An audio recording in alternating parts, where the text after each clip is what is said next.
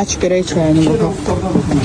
Bugün gedirik Rus Dram Teatrına. Bir də sizə daha da qəşəng bulkunu ala bilərsiniz, göstərəcəm. Fransa səfirinin yanındadır. Kafeni sizə göstərirəm. İçində bulkuları hələ kətəsi dəhşətlidir. Mən istəyirəm. Bizə bir dənə səssiz qalı verin, zəhmət olmasa.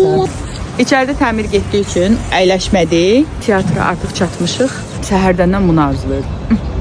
4 dənəsinə 2 manat 80 qəpik pul verdim. İçində heç nə yoxdur. Şəkər çörək kimi bir şeydir. Kəsmikli. Çayla yeri var. Rus Dram Teatrı. Hərəmizə 5 manat, 10 manat biletə pulumuz çıxır. Mama, bura nə balacadır? Тем более, давайте его съедим. Нет, давайте его все.